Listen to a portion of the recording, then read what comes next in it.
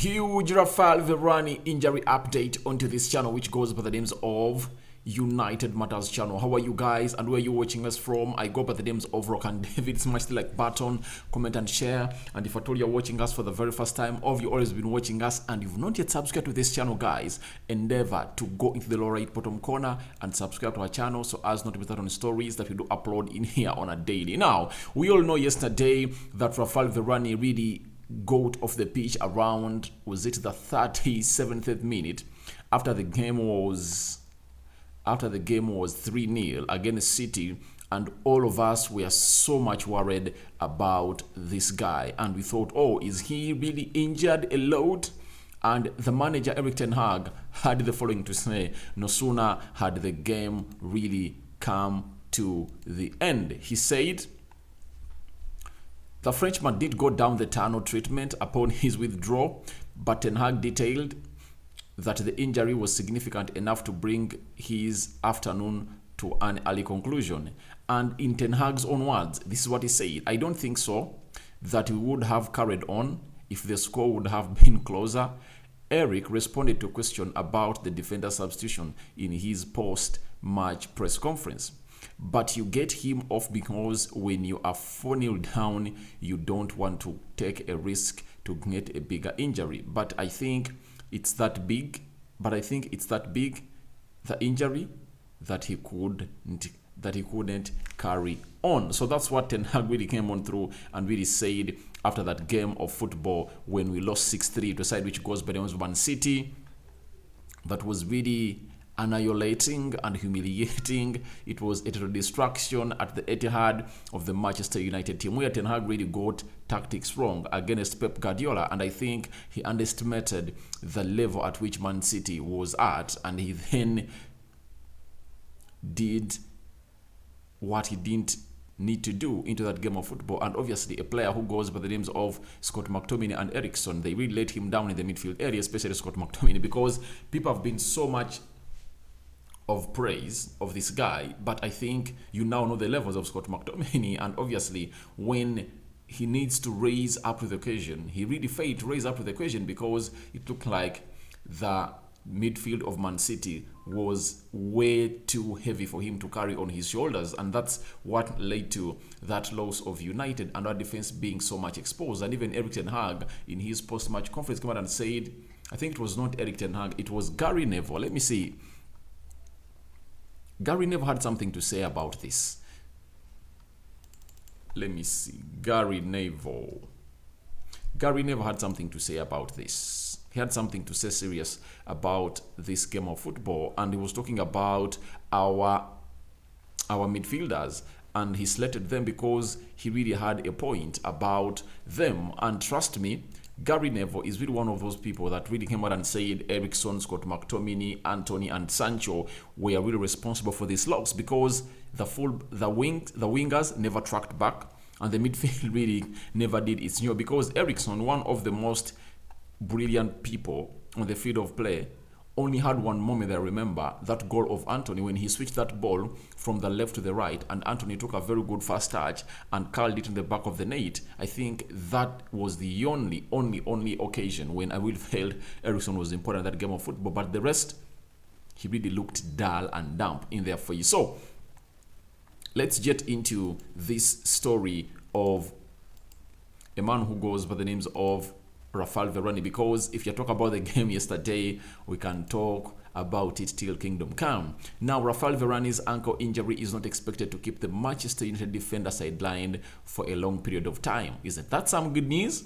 Obviously coming in from Samuel Lucas, that is the United correspondent for the Manchester Evening News, and that means he's getting it from the source and being briefed by the club, and that is a story that should really see us going up and really jumping. Then sources have described Raphael Varane's injury as not bad, but the club are cautious about the French's injury blighted first season in there for you. So this injury is not going to see Raphael Varane out for a long time, but my worry is simple, and it's written all over the world, that because we are really having limitations into the central defense, isn't that going to force Erik ten Hag to bring him early enough before he really fully recovers? Is he really going to be patient as he was on Antoine Martial? Because on Antoine Martial, he really took his time and Martial came back fully fit, and you saw what a fully fit Martial can do. In just 30 minutes, he really hit all banged in a brace against City, and shows you that if at all he went to this game when Martial was fully fit, he would have been a threat to a side which goes by the names of Man City in the early minutes of the game, because I believe spaces were there and we are going to go against players like Akanji and Nathan Ake. I think they're suspect and you can really take them on. Martial could easily take on players like Cancelo, players like Kyle Walker, who are playing really onto the full back sides of Man City. So I believe he's really that player who did the needful. So is this going to see Raphael Varane out and given ample time to rest until really becomes back, until when he comes back when he's fully fit? That's the huge question. Now, we've been told by L'Equipe from France that after examinations, it has emerged Raphael Varane has a sprain without any ligament damage or bone tears. The doctors diagnosed a classic sprain without, in the state, being able to give a period of absence here, but it shouldn't be long. So, Raphael Varane, huge injury update is that he's not going to be out for long, and expect him to return. And the manager, who goes by names of Erik ten Hag, is really, really in a very tough situation. That, guys, I told people when the transfer was ending that I wouldn't loan out Eric Bay. Why would I? Because I told people that Raphael Varane has a very bad injury record. Even Lisandro Martinez will at a point expect to get an injury, and I believe keeping Eric Bay around would have been one of the solutions to these situations. Yesterday, bringing Eric Bay, you get when Raphael Varane really walked out for the first time and considered the corner, it would have been so much easily not to bring him back on the field of play and get in Eric Bay, because he's the first defender, and obviously guess who would have been a threat to Erling Haaland? I think Eric Bay would have given him a game, because he's hard, he's rough, and he's fast and strong, and his physicality is not doubted, and he would go in for any tackle in that game of football. And obviously Haaland wouldn't have gotten a soft day for him. So I believe we are really lacking depth in the central defenders, because Harry Maguire is injured, Raphael Varane is injured, Tuanzebe is injured, and we are left with only two central defenders, and we are having a lot of games to play. No one knows when Raphael Varane is going to return. No one knows when Harry Maguire is going to return, though they are telling us that they're not going to take long to return. But obviously this is something bad and not good news to Manchester United, because just imagine if at all Lindelof or Lisandro Martinez gets an injury in the game of Omonia on Thursday, because I think that's going to be the defensive partnership that Erik ten Hag is going to go with. What if they really get an injury? That means the only option left will be Lisandro Martinez playing with Scott McTominay in the central defense, and then Paul Casemiro to play in the central defense midfield. You see, we're having limitations, and I think this season was not planned for very well. Look at City, a side that beat us, and it has been winning the Premier League 5 times in the last 6. Do you know what they did? This is what they did. They have the following central defenders, but they went in for more. They have Ruben Diaz, they have John Stones, they had Diaz, John Stones, Laporte, Nathan Ake. Those are 4 central defenders. Now ask yourself, why did they go for Akanji? They now have 5 central defenders, because they knew that at a point X you will get injuries. You'll get injuries. Have I counted even Laporte, Akanji, Diaz, Nathan Ake, and the John Stones. Those are 5 central defenders that Man City are really having. Now Laporte was injured, he has returned, and then John Stones is injured. So they're now having 4 central defenders that are really good and really going to come in and do the job for City. So we need 5 central defenders. And I really believe that one of the things Erik ten Hag should address in the January transfer window is to get another central defender, because everything that we are this season has been built onto that watertight central defense. Let no one lie to you. It has been built on that watertight central defense. And with Raphael Varane getting out, we need another fast defender to come out and do the job. And that shouldn't be Lindelof or Harry Maguire. To me, any defender clause is Tuanzebe. But Tuanzebe is injured, and I can't wait to see him come back, because it looks like he's really going to be playing a very huge part in the season of United, because there are a lot of gaps into these central defenders, and I really believe he can do the job for a man who goes by the name of Erik ten Hag, because he did it under Ole Gunnar Solskjaer, though Ole Gunnar Solskjaer really never went ahead to really appreciate him by giving him another game after he pocketed Neymar and Mbappe in that game we won away 2-1 in the Champions League in Paris. You remember that very well. So he has the potential. I can't wait him to see back. I can't wait to see him back, because Facundo Pellistri made it on the bench yesterday as we lost to City 6-3, meaning that Tuanzebe is also close to coming back. Reason being, they told us why Phil Jones was not included into the squad of Manchester United that are going to play the Premier League and the UEFA Europa League is that this guy is going to stay out for long, and Tuanzebe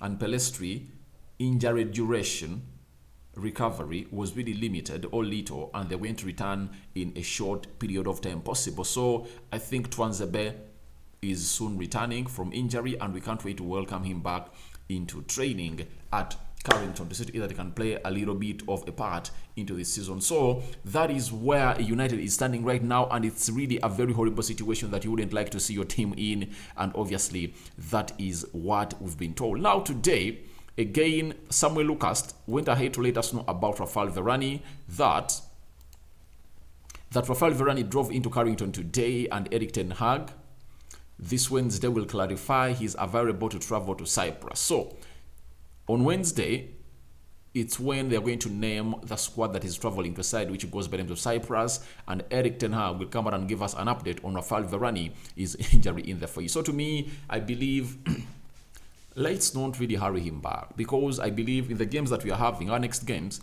I think we can rest Raphael Varane and see him back in the game that we're going to play, in the game we are going to play Chelsea. I think our next huge game, there is Chelsea and Newcastle, not so? Let me be exact. Let me check the fixture, because in this match of October, yeah, we are playing Everton next, then in Newcastle, then Tottenham Hotspur, Chelsea, and closing it up with West Ham. I believe if at all he can be really left out for the game of Everton, Omonia, Newcastle, and he returns on the game of Spurs that we're playing at Old Trafford, that won't be bad. That won't be bad. And I believe for the game of Omonia, Lindelof and Lisandro Martinez can get the job done. They can get that job done. If not, you can even pull back Scott McTominay, because for the previous 3 years at Scotland, I've seen the Scottish coach play him as a central defender, not until Erik ten Hag came in and really improved him, and he has started being played as a midfielder. In the UEFA Nations League games that have been recently concluded, he has been played as a midfielder, but I think Scott McTominay can go in and really play very well. That's why yesterday I thought that in the 20th minute, after after Delo was booked and he was really so much vulnerable, to me, I had something in my mind. Take off Delo, let Scott McTominay play as a right back, bring in Casemiro to play that midfield area, and drop on Luke Shaw at the beginning of the second half as he did, because Malacia had gotten a yellow card in the 30th minute, meaning that all our fullbacks were really vulnerable because they were really given yellow cards. I believe that would have been one of the tactics that he would have gone for, because I think Scott McTominay can play very well on the right back and he can play in the central defense. So I believe in the Erik ten Hag plan, but can Lisandro Martinez be fit until Raphael Varane comes back? And I don't want to see another scenario when Raphael Varane returns and Lisandro Martinez gets injured, because we are having 2 serious games towards the end of the month of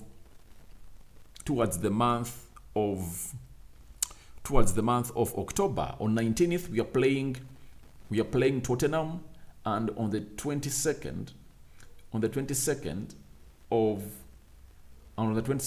we are playing a side which goes by the names of Chelsea at Stamford Bridge. So I think we should really see Raphael Varane be rested. The games of Omonia, we are playing on Thursday, Everton, then Omonia next Thursday, and then Newcastle at Old Trafford. I think he should return in the game of Spurs and Chelsea, because I believe we can handle Newcastle, we can handle Everton without him, because we've already handled them without him. So the game of Spurs, he should be returning, and I think those 2 weeks wouldn't be bad for Raphael Varane to really rest and see to it that he really gets back to the levels we expect him to be. So even Harry Maguire is out, and he would have come in through to play a role, and people will come out and say, Rokani, you see now, you've always been slating Harry Maguire. Don't you think it would have been a very good addition right now to come in your team and we help you out? No. But the reason as to why I'm really calling for him to come in here and really be fully fit is because he is the captain of the team. Secondly, he is paid 200 grand per week to be a player of Manchester United, and he's not helping us to play for United. He's on the job that is really making his pass heavier and heavier every week that passes by. So guys, thank you very much for watching in. Tell me what you think about Raphael Varane. Huge injury update as far as the injury he succumbed, the injury he really got when we are playing City is concerned.